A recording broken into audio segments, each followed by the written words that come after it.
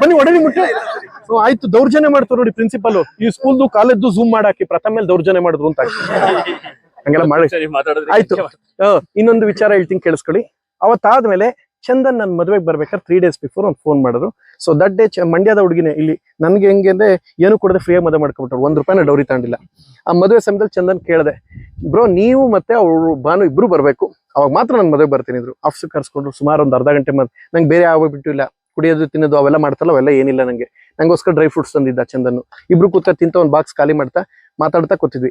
ಆಗ ಚಂದನ್ ಒಂದು ಮಾತು ಹೇಳಿದ್ರು, ಹೆಂಗೆ ಬ್ರೋ ಅರೇಂಜ್ ಮ್ಯಾರೇಜು ಅಂದ. ಲವ್ ಮ್ಯಾರೇಜ್ ಆದ್ರೆ ಇದೇ ಇತ್ತೆ, ಅರೇಂಜ್ ಮ್ಯಾರೇಜ್ ಆದ್ರೆ ಇದಾಯ್ತೆ ಅಂತ ಹೇಳ್ದೆ.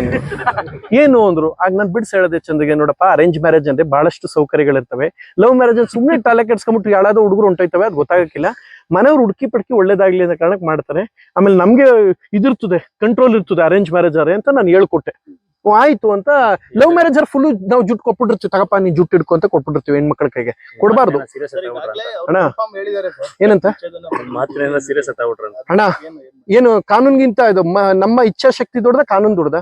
ಈಗ ಮಿಲನ ಫಿಲಮ್ ಅಲ್ಲಿ ಡೈವರ್ಸೇ ಕೋರ್ಟೆ ಕೊಟ್ರು, ಅಪ್ಪು ಲಾಸ್ಟ್ ಅಲ್ಲಿ ನೋಡಕ್ ತಪ್ಕೊಂಡ್ಲು ಪಾರ್ವತಿನ, ತಪ್ಕೊಂಡ್ರೆ ಇಲ್ವೋ? ಹೌದೋ ಇಲ್ವೋ ಹೇಳೋಣ ಅಣ್ಣ.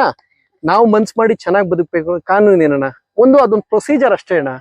ಸರ್ ನಾವಿಬ್ರು ಕೇಳಿ ಡಿಸೈಡ್ ಮಾಡ್ರಿ ಅಣ್ಣ. ಇಬ್ರು ಈಗ 50 ವರ್ಷದಿಂದ 100 ವರ್ಷದಿಂದ ಯಾವ ವಿಚ್ಛೇದನೆ ಇರಲ್ಲ. ನಮ್ಮ ಅಪ್ಪ ತಾತ ಎಲ್ಲ ಚೆನ್ನಾಗಿರ್ಲ್ವಾ ಸರ್? ಚೆನ್ನಾಗಿ ಬದುಕ್ಬೇಕು ಅಂತ ನಾನು ಪ್ರಯತ್ನ ಮಾಡ್ತೀನಿ ಸರ್. ನನಗೆ ಒಳ್ಳೆ ಇಂಟೆನ್ಷನ್ ಇದೆ, ನನ್ನ ಸ್ನೇಹಿತ ಚೆನ್ನಾಗಿರ್ಲಿ ಅಂತ ಸರ್. ಏನೇ ಪ್ರಾಬ್ಲಮ್ ನಾನು ರಿಸ್ಕ್ ತಗೋತೀನಿ, ಬೇರೆ ಇಲ್ಲ. ಅವ್ರು ಮಾಡೋದೇ ಇಲ್ಲ ಅಂದ್ರೆ ಈಗ ಹೆಂಗ್ ಗೊತ್ತಾ, ಟೀಚರ್ಸ್ ಹೇಳ್ತಾರೆ ನಾನು ಕಾಲೇಜ್ ಸ್ಟೂಡೆಂಟ್ಸ್ ನಾನು 100% ತೆಗಿತೀನಿ ಅಂತ. ಸ್ಟೂಡೆಂಟ್ ಅದ್ ಹೆಂಗ್ ತೆಗಿತೀರಾ ನೋಡ್ತೀನಿ ಸರ್, ನಾವು ಬರೀದೇ ಇದ್ರು ಅಂತ ಅನ್ಕೊಂಡ್ರೆ ಟೀಚರ್ಸ್ ಅಲ್ಲಿ ತೆಗಿಯಕ್ಕೆ ನಾನು ಪ್ರಯತ್ನ ಮಾಡ್ತೀನಿ. ಧ್ರುವ ಅವ್ರನ್ನು ಕೇಳ್ಕೊಳ್ತೀನಿ. ಇವತ್ತು ಇದು ಮುಗಿದ ತಕ್ಷಣ ನಾನು ಬೆಂಗಳೂರಿಗೆ, ಮೈಸೂರಲ್ಲಿ ಇನ್ನೊಂದು ಕಾರ್ಯಕ್ರಮ ಇದೆ.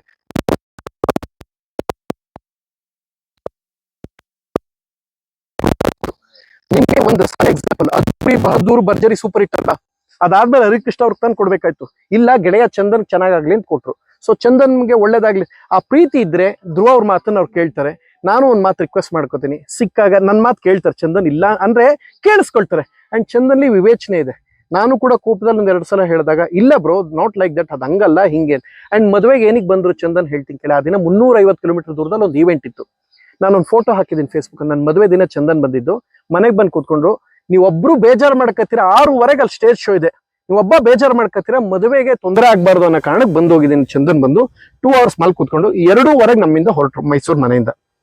ಅದರ ಅರ್ಥ ತಾಳಿ ಬಗ್ಗೆ, ಮದುವೆ ಬಗ್ಗೆ ಆತನಿಗೆ ಒಳ್ಳೆ ಒಪಿನಿಯನ್ ಇದೆ. ಎಲ್ಲೋ ಯಾರೋ ಮಧ್ಯದಲ್ಲಿ ಕೋತಿ ಮುಂಡೆ ಒಂದಷ್ಟು ತೊಂದರೆ ಮಾಡಿರ್ತವೆ. ಗೊತ್ತು ನನಗೆ ಪ್ರಪಂಚ ಹೆಂಗಿದೆ ಗೊತ್ತಾ, ಹಾಳಾದ್ರೆ ಖುಷಿ ಪಡೋರು 1000 ಜನ ಇರ್ತಾರೆ. ನಮ್ದು ಏನಕ್ಕೆ ಗೊತ್ತಾ, ನಮ್ದು ಯಾಕೆ ಹಿಂಗ ಆಗಲ್ಲ ಅಂದ್ರೆ, ನಾನು ನನ್ನ ಹೆಂಡತಿಗೆ ಮೊದಲೇ ಬಿಡಿದೀನಿ, ನೀನ್ ಏನ್ ಮಾಡ್ತೇ ಮಾಡ್ಕೋ, ಸಿನಿಮಾ ವಿಚಾರಕ್ಕೆ ನಂದಕ್ ನೀ ತರ ಹಾಕ್ಬೇಡ, ನಿಂದಕ್ ನಾ ತಲೆ ಹಾಕಲ್ಲ. ನನ್ನ ಸಿನಿಮಾದಲ್ಲಿ ನನ್ನ ಪ್ರಶ್ನೆನೇ ಮಾಡಕ್ಕಿಲ್ಲ.